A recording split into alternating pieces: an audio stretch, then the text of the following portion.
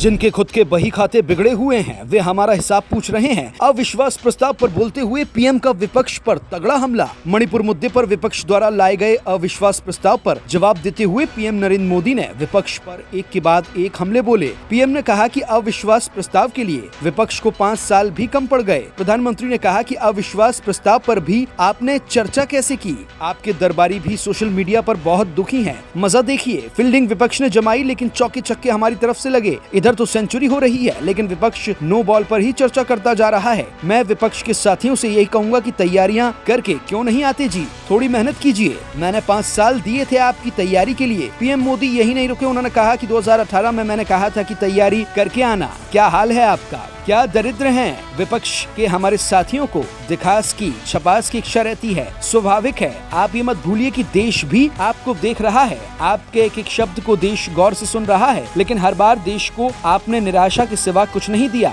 विपक्ष के रवैये पर कहूंगा कि जिनके खुद के बही खाते बिगड़े हुए हैं वो भी हमसे हमारा हिसाब पूछते हैं। उन्होंने विपक्ष पर कटाक्ष करते हुए कहा कि विपक्षी दलों का यह अविश्वास प्रस्ताव बीजेपी और एनडीए के लिए शुभ होता है। इस अविश्वास प्रस्ताव के जरिए तय हो गया है कि जनता 2024 के लोकसभा चुनाव में भाजपा और एनडीए को पहले के सारे रिकॉर्ड तोड़कर बहुमत देगी। इससे पहले चर्चा में हिस्सा लेते हुए वित्त मंत्री निर्मला सीतारमण और नागरिक उड्डयन मंत्री ज्योतिरादित्य सिंधिया ने भी अपनी बात रखी। विपक्ष का व्यवहार शुतुरमुर्ग जैसा।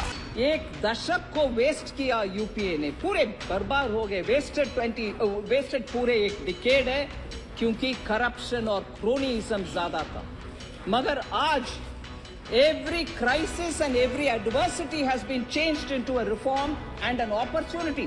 उसके वजह से आज हम हाई ग्रोथ लो इन्फ्लेशन में रह रहे हैं, whereas यूपीए के समय लो ग्रोथ और हाई इन्फ्लेशन था कैरेक्टर। ये कहते हैं कि नफरत के बाजार में मोहब्बत का दुकान लाएंगे। इनका दुकान तो भ्रष्टाचार का दुकान है, झूठ का दुकान है, तुष्टीकरण का दुकान है, अहंकार का दुकान है।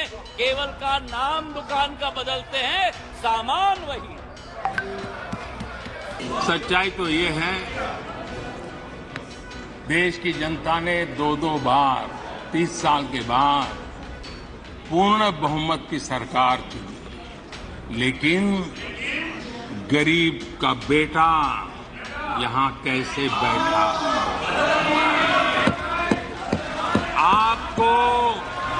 आपको जो हक था, आप अपनी पारिवारिक पीढ़ी मानते थे, वो यहां कैसे बैठ गया? ये चुभन अभी भी आपको परेशान कर रही है, आपको सोने नहीं देती है और देश की जनता भी आपको सोने नहीं देगी। 2024 में भी सोने नहीं देगी। आदरणीय अध्यक्ष जी, कभी इनके जन्मदिन पर हवाई जहाज में केक काटे जाते थे, कभी इनके जन्मदिन पर हवाई जहाज में केक काटे जाते थे। आज उस हवाई जहाज में गरीब के लिए वैक्सीन जाता है। ये फर्क है। देश दुनिया की सभी खबरें देखने के लिए जुड़े रहिए आचरण न्यूज से। आचरण न्यूज, हर कदम आपके साथ।